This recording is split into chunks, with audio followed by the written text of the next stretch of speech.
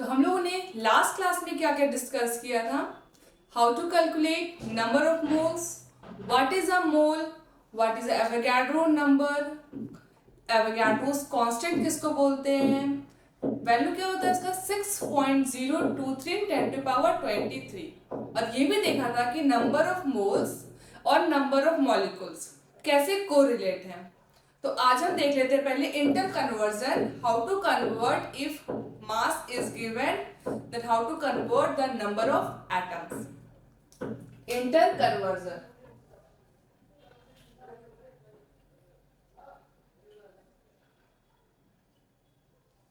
If हमें question में mass दिया हुआ है W मास, तो नंबर ऑफ मोल्स के लिए क्या होता है डिवाइडेड बाय मॉलिक्यूलर मास। ये नंबर ऑफ मोल्स निकल गया। फॉर्मूला भी था number of moles is equal to given mass by molar mass. Number of moles find out करना है, मास गिवन तो डिवाइडेड बाय मोलर मास। अब नंबर ऑफ मोल्स से हमें नंबर ऑफ मॉलिक्यूल्स जाना है। मॉलिक्यूल्स क्या करते हैं, एवोगाड्रोस नंबर से इनटू, मतलब Na इनटू Na का value 6.023 into 10 to power 23। Molecule से हमें एटम जानना है, तो एटोमिसिटी से इनटू। एटोमिसिटी क्या था, लास्ट क्लास में बता चुके हैं, numbers of atoms present in any element of a given compound. Number of molecules का given mass by molecular mass. Second formula number of molecules divided by Avogadro's number.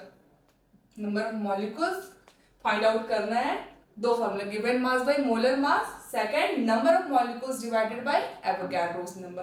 अब हम third देखेंगे in terms of volume. अब हमें question में यदि volume दिया हुआ है तो कैसे फाइंड आउट करेंगे नंबर ऑफ मोल्स।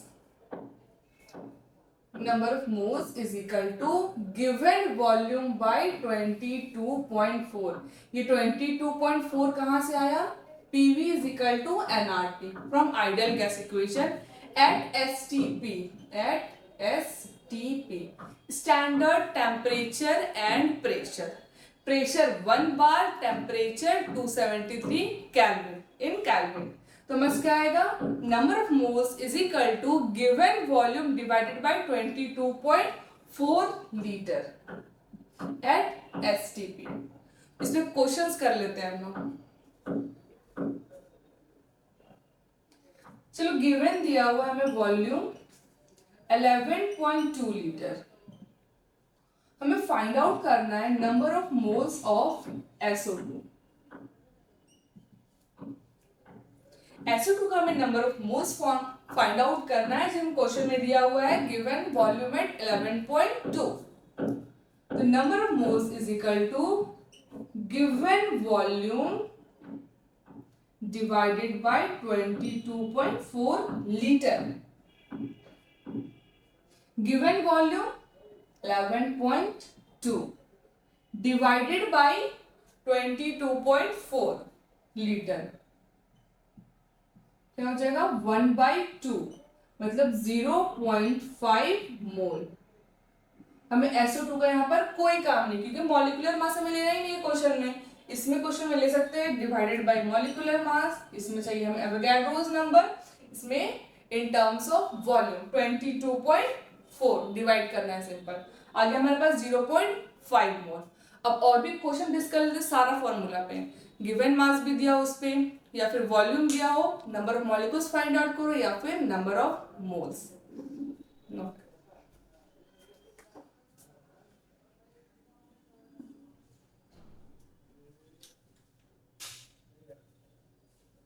ठीक है, आगे देखते हैं।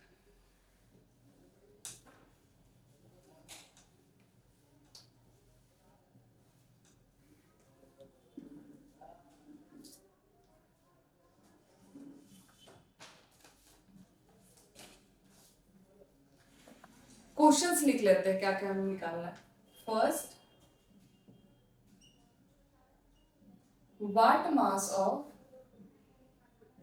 3 into 10 to the power 20 atoms of argon।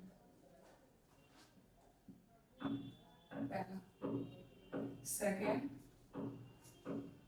find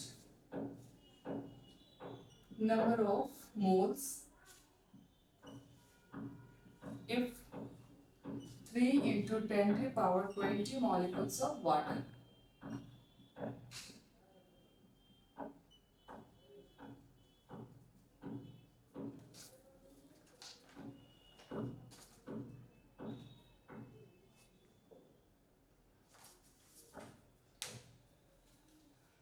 क्या वाट मास ऑफ, क्या मास हमें चाहिए इतना एटम्स ऑफ आर्गन के लिए. आर्गन का एटॉमिक मास 40. तो हमें फाइंड आउट करना है मास. इंटर कन्वर्जन याद होना चाहिए. नंबर ऑफ मोल से मॉलिक्यूल्स, मॉलिक्यूल से एटम डिवाइडेड बाय, यहां पर कर दे simple, into Na. Number of mole से numbers of molecules divided by into Na. Second inter conversion, atoms निकालना है तो इनटू एटॉमिसिटी. हमें फाइंड आउट करना है मास. नंबर ऑफ एटम्स के लिए क्या हो जाएगा, number of moles into Na into atomicity. Number of moles के लिए given mass by molar mass. Given mass में फाइंड आउट करना है molecular mass of argon 40 into Na 6 into 10 to the power 23. Atomicity कितना हो जाएगा, एक आर्गन का एटम तो 1. क्या दिया इसका एटम्स का value 3 into 10 to the power 20. 3 into 10 to the power 20. W find out करना है. W is equal to 3 into 10 to the power 20 into 40 divided by 6 into 10 to the power 23. 2 बार में 20, 23, 23 नीचे 10 टू द पावर 3 बच गया. 20 divided by 10 to the power 3 मतलब 20 into 10 to the power -3. ये हमारे पास ना ग्राम. मुझे देख लेते हैं. गिवन मास फाइंड आउट करना है हमें. Given mass by divided by molar mass into Avogadro's number into atomicity. Given mass is equal to 3 into 10 to power 20 into 40 divided by 6 into 10 to power 23. Half बार में 10 to power 3 2. ठीक है. अब second question देखते हैं क्या है. Find number of moles. हमें मोल्स फाइंड आउट करना है जब हमें पास मॉलिक्यूल्स दिया हुआ है. तो एक फॉर्मूला था, number of moles is equal to given molecules divided by Avogadro's number. Avogadro's number का value 6.023 into 10 to power 23. But calculation easy करने के लिए हम यहाँ पर 6.022 भी ले सकते हैं और 6 भी ले सकते हैं. Na is equal to 6.023 into 10 to power 23 लो, या फिर 6 इंटू 0.022 इंटू 10 टू पावर 23, या फिर 6 इंटू 10 टू पावर 23. कैलकुलेशन जिसमें जैसा होगा, जैसा क्वेश्चन में वैल्यू दिया हुआ होगा उसके हिसाब से कैलकुलेट कर लेंगे अप्रॉक्स. हमें फाइंड आउट करना है number of moles if molecules of water is given. Number of moles is equal to number of molecules का 3 इंटू 10 टू पावर 20 और एवोगाड्रोस नंबर का वैल्यू 6 इंटू 10 टू पावर 23 हो गया. यहाँ पर 3 बच जाएगा. 1/2 इंटू 10 टू पावर 3 मतलब 0.5 इंटू 10 टू पावर -3 और पॉइंट उधर जाएगा तो 5 into 10 to power -4 mole. First में क्या था, numbers of atoms find out करना था. मास फाइंड आउट करना है जब हमारे पास एटम्स दिया हुआ है. Given mass by molecular mass, Avogadro's number और एटॉमिसिटी आर्गन का 1. एटम्स का वैल्यू दिया हुआ है तो मास फाइंड आउट कर लेंगे. सेकेंड में हमें फाइंड आउट करना है नंबर ऑफ मोल्स. तो नंबर ऑफ मोल्स के लिए इन टर्म्स ऑफ मॉलिक्यूल्स क्या होता है, number of molecules divided by Avogadro's number. Number of molecules दिया 3 into 10 to the power 20 divided by Avogadro's number 6 into 10 to the power 23. आगे हमारे पास 5 into 10 to the power minus 4 मोल. अब इसके आगे पढ़ेंगे हम लोग what is the average atomic mass, what is the average molar mass, how to calculate वो derive करते हैं और उस पर कुछ क्वेश्चंस भी करेंगे. अब हम लोग पढ़ते हैं what is the average atomic wait. कैसे कैलकुलेट करेंगे average atomic weight. Average atomic wait मतलब हमारे पास ये किसके लिए एप्लीकेबल होगा, जो नेचुरली ऑकरिंग आइसोटोप्स होंगे. जो भी आइसोटोप्स होंगे उसके लिए how to calculate average atomic mass या average atomic weight. Applicable for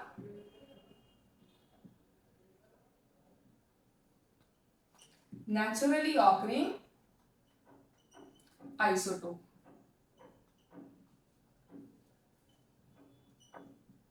isotope क्या होता है, which have same atomic number but different masses. Class 9 में था आइसोटोप, आइसोबार. कोई एग्जांपल क्या हो जाएगा, हाइड्रोजनिक आइसोटोप्स है जैसे hydrogen 1, hydrogen 2, hydrogen 3. Atomic mass सबका 1 है बट मास 1, 2, 3. ऐसे ही क्लोरीन, एक क्लोरीन का मास 35, दूसरे क्लोरीन का मास 37. इसलिए एवरेज कैलकुलेट करते हैं तो क्या आता है इसका 35.5. Boron, boron 10, boron 11. कार्बन के बीच में आइसोटोप्स पॉसिबल है 12, 13, 14. जिसके भी आइसोटोप्स पॉसिबल है उसमें हम कैसे एक मास लिखें, तो इसमें एवरेज फाइंड आउट करना पड़ेगा हमें. तो हाउ टू कैलकुलेट एवरेज ये देख लेते हैं. एवरेज एटॉमिक वेट, जितने भी आइसोटोप्स पॉसिबल होंगे वो सब लेंगे. पहला percentage of isotope 1 into atomic weight of isotope 1, ये हो गया. प्लस दूसरा आइसोटोप पॉसिबल है तो सेकंड के लिए percentage of isotope 2 into atomic weight of isotope 2 divided by total कितने परसेंटेज होते हैं 100. तो वही percentage of isotope 1 plus percentage of isotope 2, ये मिलाकर के 100 ही आएगा. क्या हुई है, calculate average atomic wait. Percentage of isotope 1 into उसी का एटॉमिक वेट लेना है ऑफ आइसोटोप 1 प्लस फिर से percentage of isotope 2 into atomic weight of isotope 2 divided by total percentage. वही परसेंटेज ऑफ दो आइसोटोप रहेगा तो 2, 3 रहेगा तो फिर से परसेंटेज ऑफ आइसोटोप 2. सर यहाँ भी 3 रहेगा तो फिर से लिखेंगे percentage of isotope 3 into atomic weight of isotope 3. ये देखने में फॉर्मूला लार्ज है बट यहाँ पर पुट करेंगे तो इजी आएगा. तो एक क्वेश्चन लेते हैं. Naturally occurring chlorine contained chlorine 35 and chlorine 37.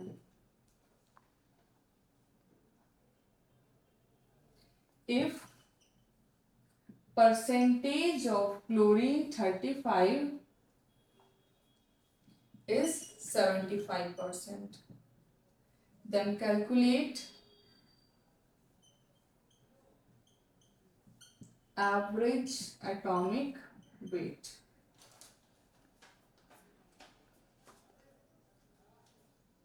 लिखिए naturally occurring chlorine contain chlorine 35 and chlorine 37. मतलब क्लोरीन के 2 आइसोटोप्स है. क्लोरीन 35 एक का मास है, दूसरे का 37. क्या चला, इफ परसेंटेज ऑफ क्लोरीन 35 35 जिसका मास है उसका परसेंटेज दिया हुआ है 75%। तो टोटल 100% होता है तो इसका परसेंटेज क्या हो जाएगा 100 minus 75 it is 25%।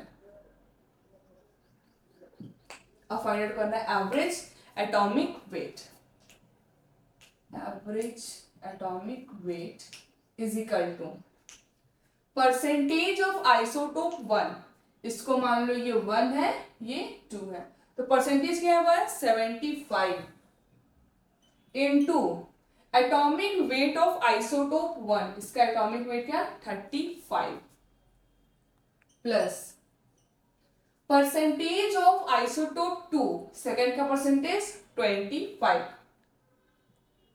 Into mass 37 divided by percentage of isotope 1 75% plus percentage of isotope 2 25, 75 plus 25 100।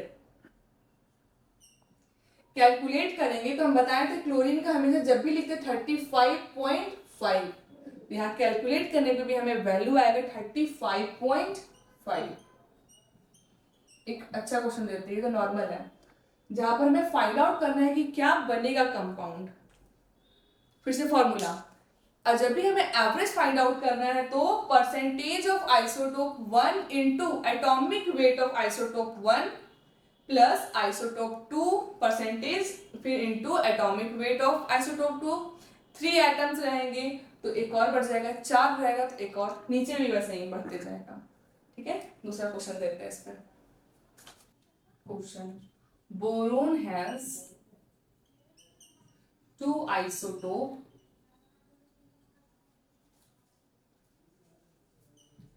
B10 and B11, ये इसका मासेस दिया हुआ है।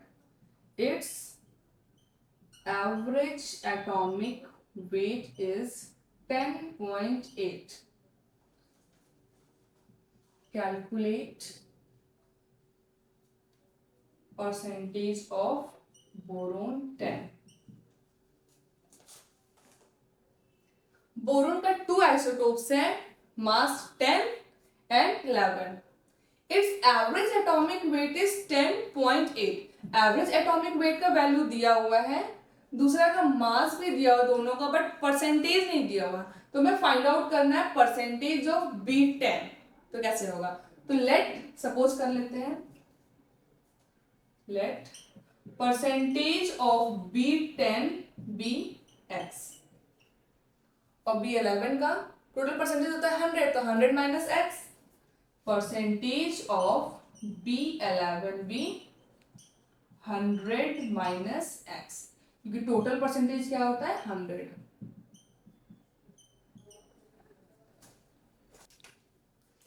एवरेज एटॉमिक वेट कितना दिया हुआ है 10.8। फिर से परसेंटेज ऑफ आइसोटोप 1, इसको 1 मान लो, इसको 2, कितना परसेंटेज दिया है x, ये B10 के लिए, इनटू वेट, एटॉमिक वेट कितना है 10 plus percentage of isotope 2 100 minus x, 100 minus x into atomic wait 11 divided by दोनों का सम क्या हो जाएगा परसेंटेज का 100। हमें B10 का फाइंड आउट करना, मतलब परसेंटेज ऑफ B10, मतलब x का वैल्यू फाइंड आउट करना कि x क्या आएगा, कितना परसेंटेज x का आएगा। Cross 0 10x plus minus 11x 1080 minus, उसको कर ले जाते हैं, माइनस 10x प्लस 11x is equal to 1100 minus 1080।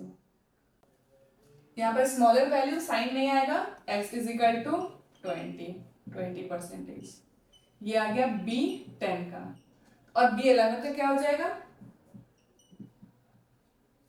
100 minus x, it is 80%। Percentage of x और ये percentage 100 minus x, percentage of B10, percentage of B11। तो बस क्वेश्चन में हमें B10 का पूछा था तो 20%। और भी क्वेश्चंस लेते हैं इसमें। अब नेक्स्ट टॉपिक देखते हैं, how to calculate average molar mass. Molar mass किसी कंपाउंड का कैलकुलेट करना है तो एवरेज मोलर मास।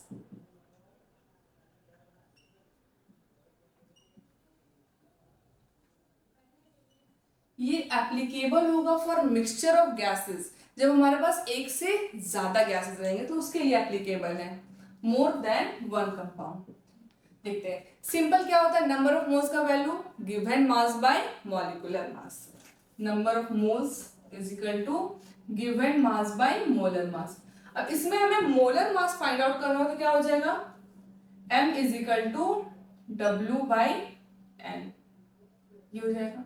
सेम वही करना है, m is equal to W by n. Mixture of gases है मतलब एक से ज्यादा है तो क्या हो जाएगा, total mass divided by total mole. मान लो मेरे पास अभी दो है, W1 and W2। m is equal to W1 plus W2 n n1 plus n2। तो W1 plus W2 divided by number of moles के लिए given mass by molar mass. तो W1 एक के लिए और M1 प्लस सेकेंड के लिए W2 बाई M2, ये हो गया हमारे पास। अब W लिखना है, मतलब W मतलब मास। मास इज इक्वल टू क्या आ जाएगा हमारे पास, N into M। W is equal to N number of moles into molar mass. W1 plus W2 को ही ब्रेक कर चुके हैं हम लोग, M और N में, मतलब M1 N1 plus M2 N2 divided by, ये पूरा क्या था, given mass by molar mass, number of moles of 1 plus number of moles of 2। ये एक फॉर्मूला हो जाएगा याद करने के लिए, molecular mass of 1 into number of moles of 1 plus molecular mass of 2 into number of moles of 2 divided by total number of moles। ऐसे एक और रहेगा तो फिर से यहाँ पर N3 यहाँ पर फिर N3, बट ये है नहीं, अभी दो के लिए एप्लीकेबल कर रहे हैं, 3 रहेगा तो 3, 4 रहेगा तो 4। अब इसमें एक टर्म आता है मोल फ्रैक्शन। क्या होता है मोल फ्रैक्शन, नंबर मान लो ए का निकाल रहे हैं, दो हमारे पास मिक्सचर लेते हैं 1 2 या फिर A B, mole fraction of B. इसमें क्या होता है, number of moles of A divided by total number of moles. इसमें number of moles of B divided by total number of moles of जो भी कंपाउंड में सी रहेगा तो सी भी कर देंगे, यहाँ भी सी कर देंगे। ये हम लोग पढ़ेंगे कंसंट्रेशन टर्म में, तो बस अभी फॉर्मूला जनरेट कर देते हैं, फिर क्या होता है मोल फ्रैक्शन अच्छे से पढ़ेंगे और इस पे न्यूमेरिकल्स भी करेंगे। तो यहाँ से N1 और N1 plus N2, N1 N1 plus N2 हो जाएगा हमारे पास मोल फ्रैक्शन। तो क्या निकल सकता है M1 और X1, फिर इसी तरह N2 और N1 N2 plus M2 X2, ये हमारे पास आ जाएगा एवरेज मोलर मास। ये एक फॉर्मूला हो सकता है। X यहां पर हमारे पास mole fraction of 1, X2 mole fraction of 2। Mole fraction पढ़ेंगे, एक पहले क्वेश्चन कर लेते हैं। क्या होगा, average molar mass, number of moles के लिए फॉर्मूला क्या होता है, given mass by molar mass. यहां से m निकालना, मोलर मास तो W by n, given mass by number of moles, तो वही किए given mass by number of moles, क्योंकि हमें मोलर मास कैलकुलेट करना है m। तो जितना भी लिए मिक्सचर के लिए एप्लीकेबल है तो यहाँ पर हम 2 लिए हैं, मान लो 2, तो total mass divided by total moles. m is equal to total 2 लिए हैं तो W1 plus W2, number of moles N1 plus N2, W1 W2 रहने दिए, नंबर ऑफ मोल्स को यहाँ से ब्रेक कर दिए, गिवन मास बाय मोलर मास दोनों के लिए। फिर W1 को ब्रेक किए हैं, क्या होता है Mn, M1 N1 plus M2 N2 divided by N1 plus N2, फिर हमने मोल फ्रैक्शन के टर्म में क्वेश्चन को ले आया, और इस पे 2 क्वेश्चन पहले बना लेते हैं।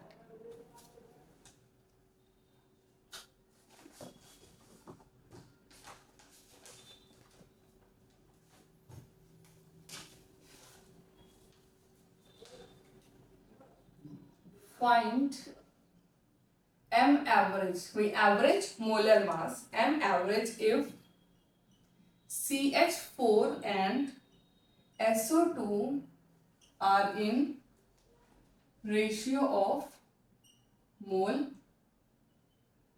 of 2:3. Question 2. Find average molar mass if SO2 contain 2 mole, SO3 contain 3 mole and CO2 contain 5 mole.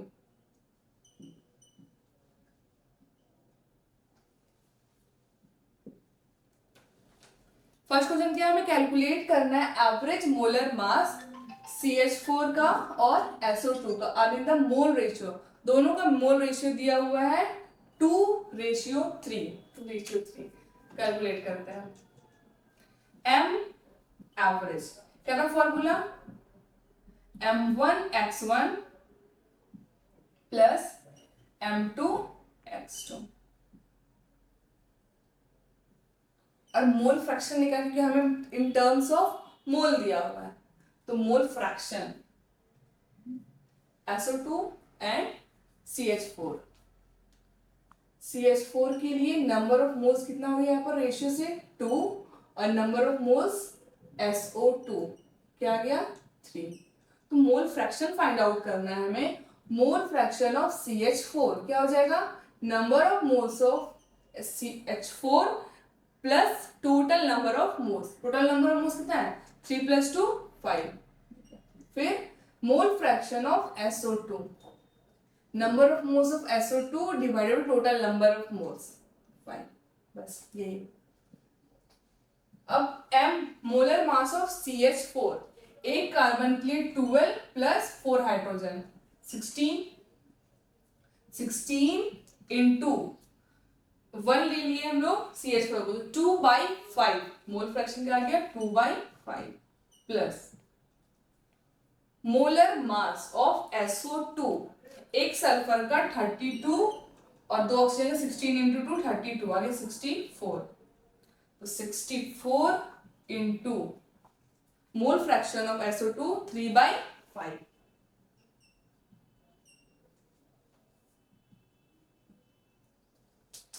32/5 plus 3 बार में 12 एक 92/5, 192 प्लस 32 224 डिवाइडेड बाई 5 क्या आ जाएगा 4.8। क्या आ गया हमारे पास m average molar mass, m1x1 plus m2x2, molar mass of CH4 16, mole fraction of CH4 कैसे फाइंड आउट किए हैं, number of moles of CH4 divided by total number of moles, और number of mole fraction of SO2, number of moles of SO2 divided by total number of moles, बस कुछ नहीं 2/5 plus molar mass of SO2 64 into 3/5, calculate करने पर 44.8। एक और question इस पे कर लेते हैं। Second in terms of mole दिया हुआ है, m average m1 into n1 plus n2 into n2 plus m3 into n2 n3 bye total number of moles n1 plus n2 plus n3। Molecular mass of 1 किसको ले लिया हम लोग CO2, second SO3, third CO2, molecular mass find out करना है। एक sulphur 32 फिर 2 oxygen, 16 into 2 32, क्या हो जाएगा 64,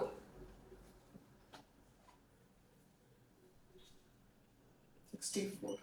फिर SO3, एक सल्फर में 32 और 3 ऑक्सीजन के लिए 16 इंटू 3 48, 18। फिर CO2, कार्बन डाइऑक्साइड, एक कार्बन के लिए 12 प्लस 2 ऑक्सीजन के लिए 32, आगे हमारे पास 44।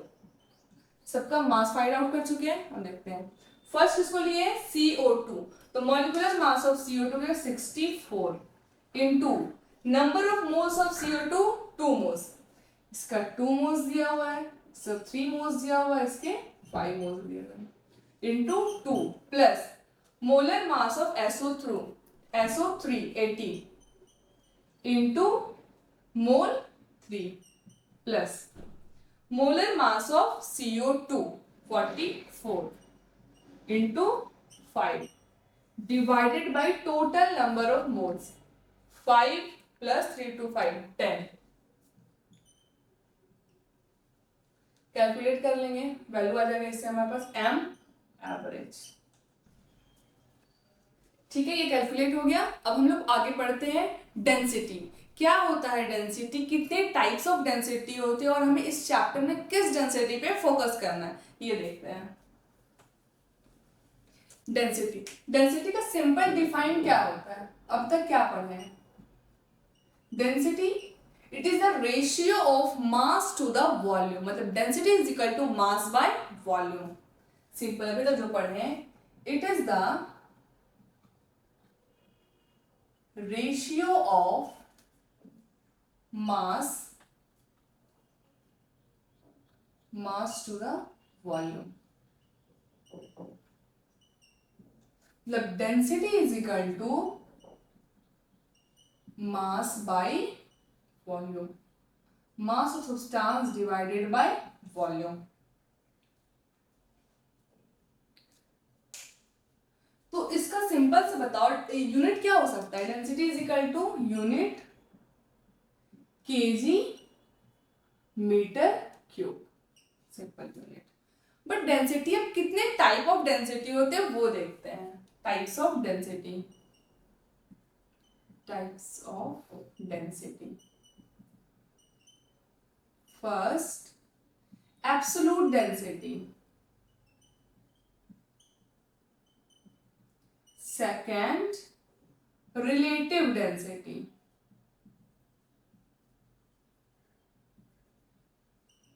और रिलेटिव डेंसिटी भी फर्दर और 2 में क्लासिफाई होते हैं। First specific gravity, second vapour density.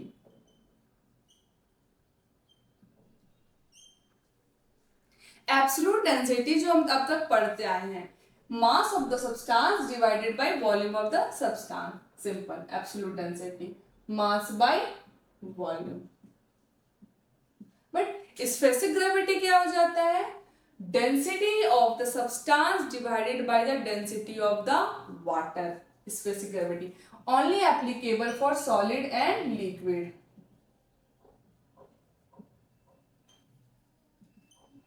और vapour density only applicable for gases.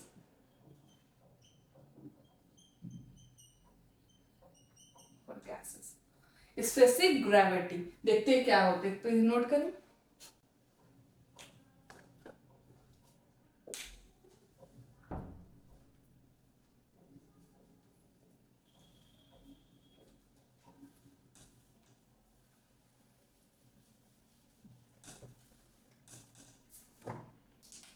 Specific gravity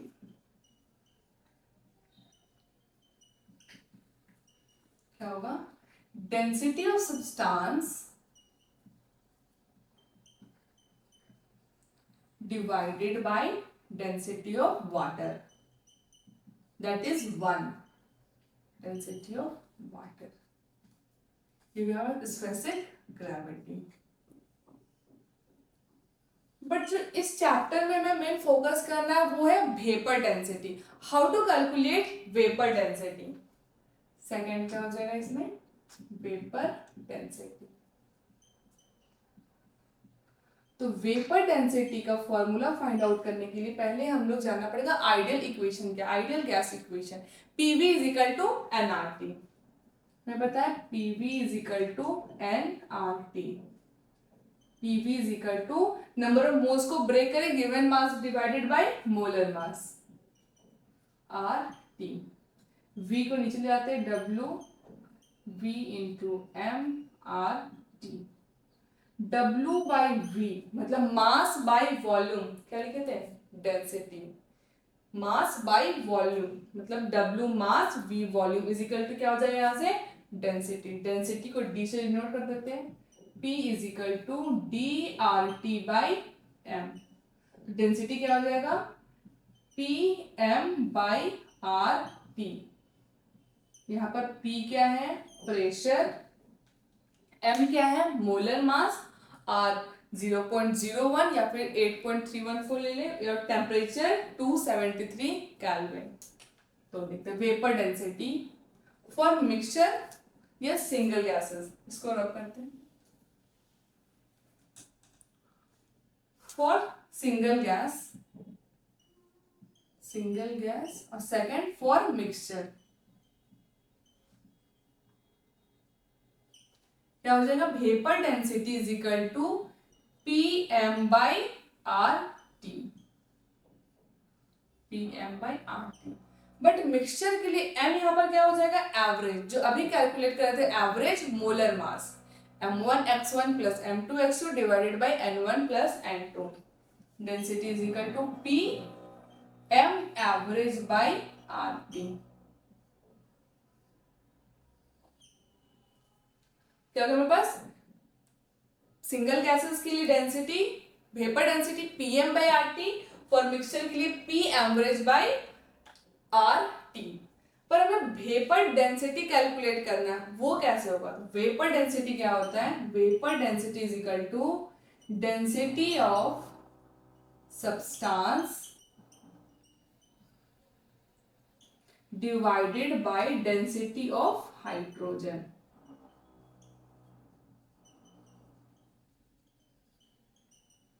यही फॉर्मूला है वेपर डेंसिटी के लिए। तो डेंसिटी ऑफ अ सब्सटेंस क्या लिख सकते हैं हम, PM by R T. PM by R T. फिर ये किसके लिए होगा, एक सब्सटेंस के लिए। दूसरा डेंसिटी ऑफ हाइड्रोजन, तो PM किसका मॉलिक्यूलर मास, हाइड्रोजन का, divided by R T. R T cancel हो जाएगा, PPV कैंसिल हो जाएगा, क्या बच जाएगा, M of gas divided by molar mass of hydrogen. Molar mass of hydrogen क्या होता है, 2, molar mass of gas by 2। तो फॉर्मूला क्या, vapour density is equal to M gas by 2। यही फॉर्मूला याद करना है, इतना डेरिवेशन नहीं करना है। Vapour density is equal to molecular mass of gas divided by 2। क्या है vapour density, M gas by 2 is equal to vapour density. ये होगा हमारे पास general formula to find out the vapour density. Question में दिया रहेगा कोई भी गैसेस, कुछ नहीं करना है, सिर्फ उसके मोलर मास डिवाइडेड बाय 2 क्या आ जाएगा, वेपर डेंसिटी। इस पे क्वेश्चन भी कर लेते हैं। ये एक यूनिटलेस क्वांटिटी है, रखना वेपर डेंसिटी एक यूनिटलेस क्वांटिटी है, यूनिटलेस, नो यूनिट। क्वेश्चन करते हैं इसका हम लोग, calculate vapour density of CH4 O2 and NH3। सबका फाइंड आउट करना है vapour density. First vapour density of CH4, formula क्या था, मोलर मास ऑफ CH4 जो भी गैस है डिवाइडेड बाय 2। तो मोलर मास ऑफ CH4, एक कार्बन में 12, 12 प्लस 4 16, 16 डिवाइडेड बाय 2 क्या आ जाएगा, 8। वेपर डेंसिटी, कोई भी यूनिट नहीं होगा इसमें।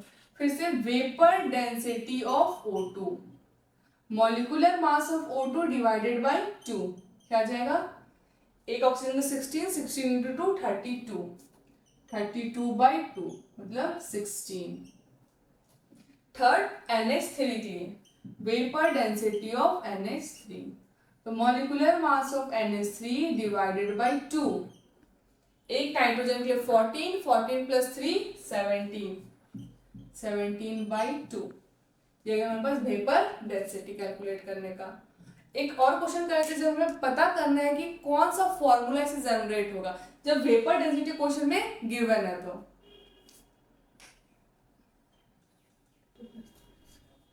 Vapour density of SOX, x यहाँ फाइंड आउट करना हो, SOX is 40।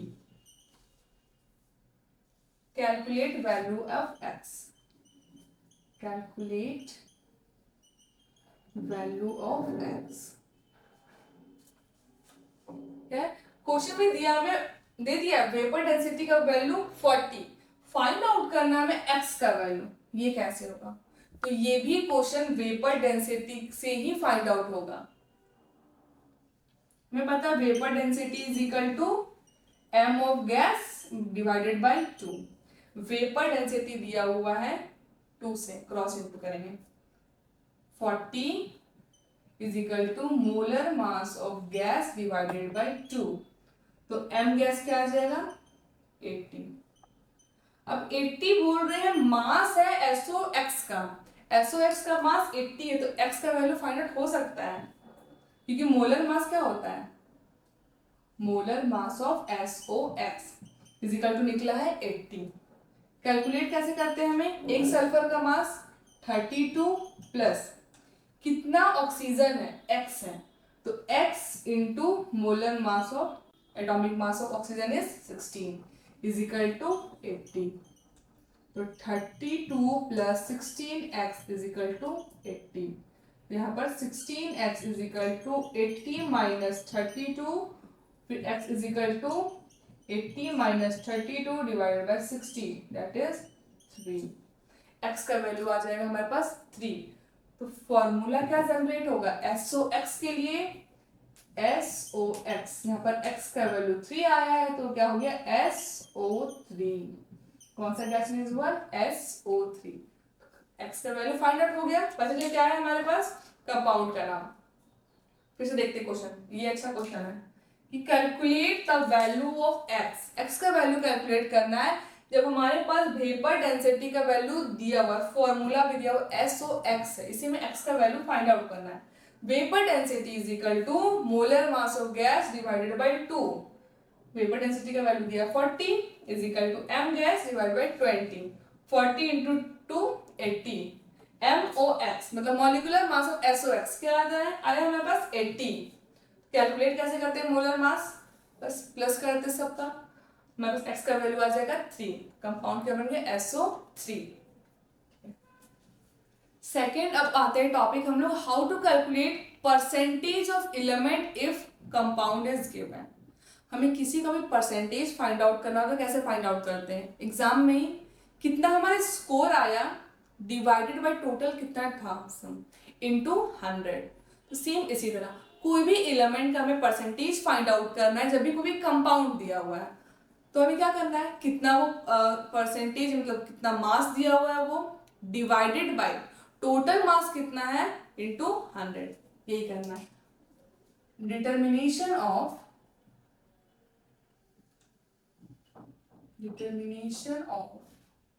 percentage of element in a compound। Find out करना हमें परसेंटेज, जब हमारे पास कंपाउंड गिवन है तो परसेंटेज ऑफ एलिमेंट कैसे फाइंड आउट करेंगे, मास ऑफ एलिमेंट, जो भी मास है वो एलिमेंट का, mass of element divided by mass of compound, जो भी कंपाउंड क्वेश्चन में गिवन है, इनटू 100। हमारे पास एक एटम रहेगा तो इंटू 1 करेंगे, 2 एटम रहेगा तो इंटू 2, 3 रहेगा तो वैसे ही 3, तो नंबर्स ऑफ एटम से भी इंटू कर लेंगे। बस बेसिक फॉर्मूला क्या हो गया हमारे पास, परसेंटेज ऑफ एलिमेंट के लिए mass of element divided by the mass of the compound, total molar mass of the compound into 100। सिर्फ क्वेश्चन में दिया हुआ है परसेंटेज ऑफ कार्बन 2 ग्राम और टोटल हाइड्रोकार्बन का वेट है मानो 5 ग्राम, कंपाउंड का वेट है 5 ग्राम। तो कैसे फाइंड आउट करेंगे परसेंटेज ऑफ कार्बन, ये दिया हुआ है carbon mass, percentage of carbon कैसे फाइंड आउट करेंगे, कितना ग्राम दिया हुआ है 2 डिवाइडेड बाय टोटल कंपाउंड का वेट कितना है 5 into 100 for calculation of percentage, क्या होगा 40% of the carbon in hydrocarbon. कुछ क्वेश्चंस लेते हैं इसका।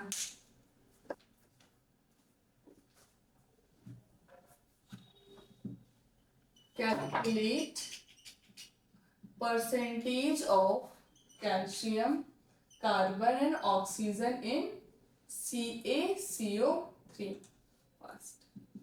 Second, calculate percentage of Fe, S and O in Fe2SO4 whole 3। इसका मॉलिक्यूलर मास हमें दिया हुआ है 400।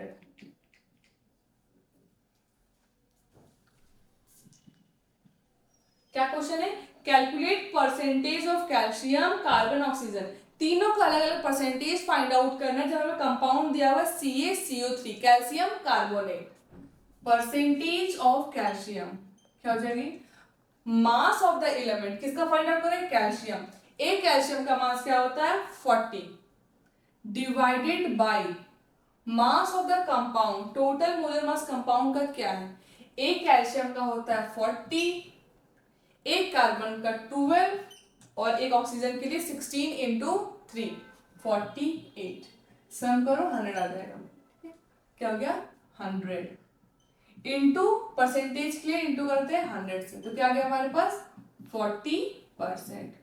इसी तरह परसेंटेज ऑफ कार्बन, कितना कार्बन है एक, तो एक कार्बन के 12 मास हो गया डिवाइडेड बाय टोटल मास क्या हो जाएगा उसका 100 इंटू 100, ये भी हमारे पास 12%। थर्ड परसेंटेज ऑफ ऑक्सीजन, अब एक ऑक्सीजन का मास होता है 16 बट वहां ऑक्सीजन है 3, तो वही एटम से 3 से इंटू कर देना है, 3 into 16 divided by mass of the compound 100 तो 100, क्या आ गया 16 इंटू 3 48%। सम करके देखेंगे तो हमारे पास आएगा 100%। कैल्शियम का परसेंटेज 40, कार्बन का परसेंटेज 12, ऑक्सीजन का परसेंटेज 48। सेकेंड क्वेश्चन ऐसा ही है, calculate percentage of Fe, S and O in ferric sulphate Fe2SO4 whole 3, total molar mass दे दिया है कंपाउंड का 400, तो कैलकुलेट करना है Fe, percentage of Fe, percentage of Fe, एक Fe का मास होता है 56, एक Fe 56, तो 2 के लिए 12 112 डिवाइडेड बाय टोटल मास हमें बोल दिया है 400 है, तो 400 इंटू 100 ना percentage. Second percentage of sulphur, कितना सल्फर का एटम्स है यहाँ पर 3, तो 3 इंटू एक सल्फर के लिए मास 32 divided bye 400 into 100%। Last percentage of oxygen, percentage of oxygen क्या हो जाएगा 4 इंटू 3, कितने ऑक्सीजन है 12 इंटू ऑक्सीजन के लिए मास 16 डिवाइडेड बाय 400 इंटू 100%। सबका सम हमारे पास आएगा 100, तब ये करेक्ट होगा, सम 100 नहीं आएगा तो ये इनकरेक्ट होगा। Percentage of Fe, percentage of oxygen, percentage of sulphur, तीनों फाइंड आउट कर चुके हैं। अब याद रखना है एटम के साथ इनटू करना है कि कितने एटम्स क्वेश्चन में गिवन है। यहाँ पर भी किए कि 3 एटम्स ऑक्सीजन का था, इसलिए वहां पर ऑक्सीजन से 16 इंटू 3 किए थे, तो नंबर्स ऑफ एटम्स भी यहाँ पर इंटू करना होगा। तो ये जनरली लिखते नहीं फॉर्मूला में, बट याद रखना एक रहेगा तो एक से इंटू करने की जरूरत नहीं है, रहने देना है। तो mass of the element divided mass of the compound into 100, ये निकल गया हमारे पास percentage of element in a compound. इससे अच्छा सा क्वेश्चन बनता है। एक और लास्ट क्वेश्चन पे डिस्कस कर लेते हैं। Question 1, compound contain 1.24% of phosphorus, calculate molar mass।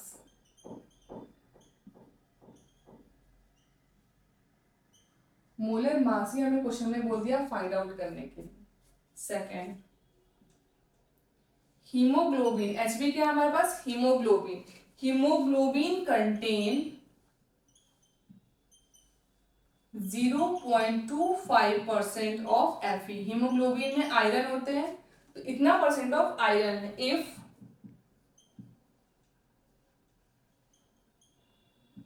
Molar mass of hemoglobin is 89600, then calculate Fe atom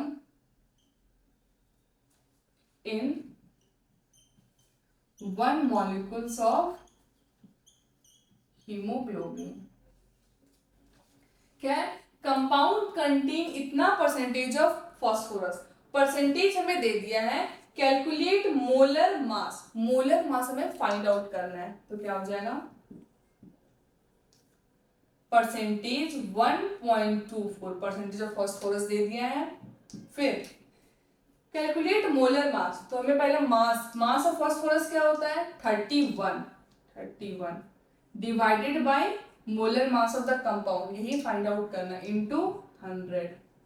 तो क्या हो जाएगा m is equal to 31/124 into 100, इतना मोलर मास आ जाएगा।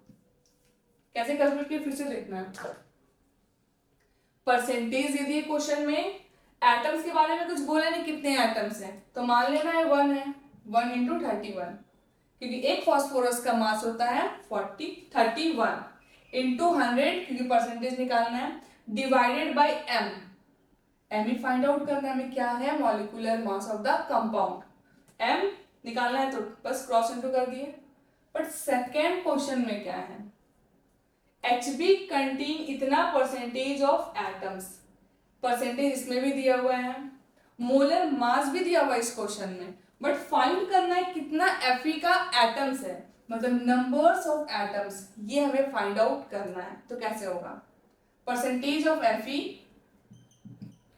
0.25 इज इक्वल टू कितना एटम्स है, वही फाइंड आउट करना है, क्योंकि एटम्स पता नहीं कितना इस क्वेश्चन में, तो उसको ए ले लेते हैं एटम्स, इनटू एक Fe का मास 56 डिवाइडेड बाय टोटल मोलर मास क्या दिया हुआ है 89600